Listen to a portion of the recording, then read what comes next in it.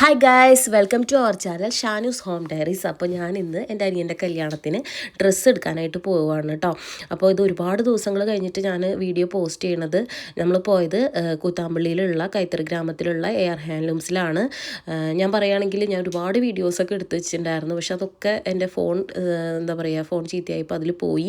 ബാക്കി കുറച്ചുള്ള വളരെ കുറച്ച് ഷോർട്സ് മാത്രമാണ് ഞാൻ ആഡ് ചെയ്തിട്ട് ഇങ്ങനെ വീഡിയോ ആക്കുന്നത് കേട്ടോ. ഒന്നും പറയാനില്ല, എയർ ഹാൻഡ്ലൂംസ് അത്രയ്ക്ക് നല്ല കളക്ഷനാണ്. നമ്മൾ ഉദ്ദേശിച്ച പോലെ തന്നെ കിട്ടി. ഞങ്ങൾ ഏകദേശം ഒരു 20 സാരിക്ക് എടുത്തിട്ടുണ്ടായിരുന്നു. അതെല്ലാം ഒന്നിനൊന്നും മെച്ചം തന്നെയായിരുന്നു. അപ്പോൾ പെൺകുട്ടിക്ക് അവൾ റെഡ് ആണെന്ന് തീരുമാനിച്ച് പോയതുകൊണ്ട് തന്നെ അവൾ റെഡ് തന്നെയാണ് മാറ്റി നോക്കുന്നത്. വേറെ കളറിലേക്കൊന്നും അങ്ങനെ പോയില്ല. ഏകദേശം എനിക്കൊരു സാരി എടുക്കാൻ തന്നെ നല്ല സമയം ഞാൻ കളയാറുള്ള എനിക്ക് ആ ഒരു കടയിൽ നിന്ന് തന്നെ വളരെ ചുരുങ്ങിയ നേരം കൊണ്ട് ഞാൻ ആഗ്രഹിച്ച അതേ രീതിയിലുള്ള സാരി കിട്ടി. അതായത് എൻ്റെ ഒരു കാര്യം പറഞ്ഞാൽ, ഞാൻ ആഗ്രഹിച്ച സാരിക്ക് ഞാൻ ഓർണമെൻറ്റ്സ് മുന്നേ എടുത്തു വെച്ചിട്ടുണ്ടായിരുന്നു. അപ്പോൾ ആ ഓർണമെൻറ്റ്സിന് മാച്ചും കൂടെ ആവണം ഈ സാരി, എന്നിട്ട് വരെ എനിക്ക് അവിടെ കിട്ടി.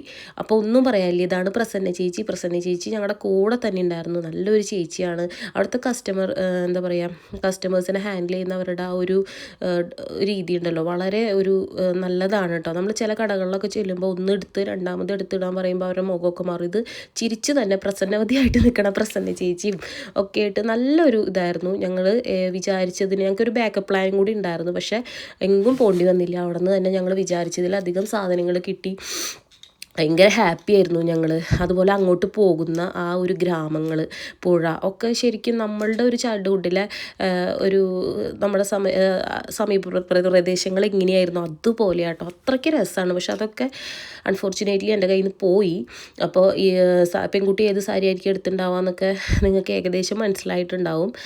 പിന്നെ കല്യാണത്തിൻ്റെ വീഡിയോ വരുമ്പോൾ കാണാം. 2-3 സാരി ഉടുപ്പിച്ച് നോക്കി കേട്ടോ. അപ്പോൾ അതിൽ കുഴപ്പമില്ലാതെ നോക്കിയാണ് എടുത്തത്. അപ്പോൾ എൻ്റെ കല്യാണത്തിന് ഞാൻ ഗ്രീൻ എടുത്തപ്പോൾ അതിൽ ഗോൾഡൻ കളർ കൂടി കാരണം അതിൻ്റെ ആ ഒരു ഗുമ്മ് കിട്ടിയില്ല. അപ്പോൾ അതൊക്കെ നോക്കിയിട്ടാണ് നമ്മൾ എടുത്തത്. പിന്നെ ഷാനുവിന് കല്യാണത്തിന് ഇടാൻ ഉദ്ദേശിച്ചത്, അതിൻ്റെ കഥ പറയാതിരിക്കുക ഭേദം, അത് ഞാൻ കല്യാണത്തിൻ്റെ വീഡിയോയിൽ പറയാം. ആ മോഡൽ എനിക്ക് കിട്ടാത്തതുകൊണ്ട് അപ്പോൾ ഇങ്ങനത്തെ ഷർട്ടും മുണ്ടൊക്കെ ആയിട്ട് പുടവ കൊടുക്കലിന് പോകുമ്പോൾ കൊടുക്കാന്നുള്ള രീതിയിൽ 2-3 എണ്ണമൊക്കെ എടുത്തിട്ടുണ്ടായിരുന്നു. പിന്നെ അച്ഛൻ്റെ അനിയന്മാരെ എല്ലാവർക്കും മുണ്ട്, ഷർട്ട്, അങ്ങനത്തെ സാധനങ്ങളൊക്കെ എല്ലാം നമുക്ക് അവിടെ നിന്ന് കിട്ടി കേട്ടോ. സെറ്റ് മുണ്ട് ഒക്കെ നല്ല തെറിയാണ് അവിടുത്തെ. നമുക്കത് കഴുകി യൂസ് ചെയ്യുമ്പോൾ തന്നെ നമുക്ക് അറിയാനായിട്ട് പറ്റും. ഒരു രക്ഷയില്ലാത്ത കളക്ഷനാണ്. അപ്പോൾ ഇനി ഒരു ഭയം വേണ്ട അങ്ങോട്ട് പോകുക. പിന്നെ സാധാരണ ചില കടകളിൽ ഇരിക്കണ പോലെ ഈ പഴകിയ സാധനങ്ങളൊന്നും അവിടെ ഇല്ല. അതിങ്ങനെ മടക്കി ഒക്കെ ഫ്രഷ് പീസാണ്. നമ്മൾ ഏതാ ചോദിക്കണേ അത് എടുത്തു തരും. അപ്പോൾ അത്രയ്ക്ക് നല്ലൊരു സെലക്ഷനാണ്. എൻ്റെ ജീവിതത്തിലൊരു ഡ്രീം ഡേ തന്നെയായിരുന്നു ഞാൻ അന്ന് അവിടെ സ്പെൻഡ് ചെയ്തത്. ഒരുപാട് താങ്ക്സ്.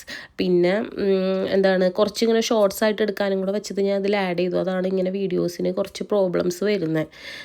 മെയിനായിട്ട് എടുത്ത് വെച്ച വീഡിയോസൊക്കെ പോയി. നിങ്ങൾ ഒരു ടെൻഷനും വേണ്ട. അപ്പോൾ ഷാനുവിന് ഇത് എടുത്തു കേട്ടോ.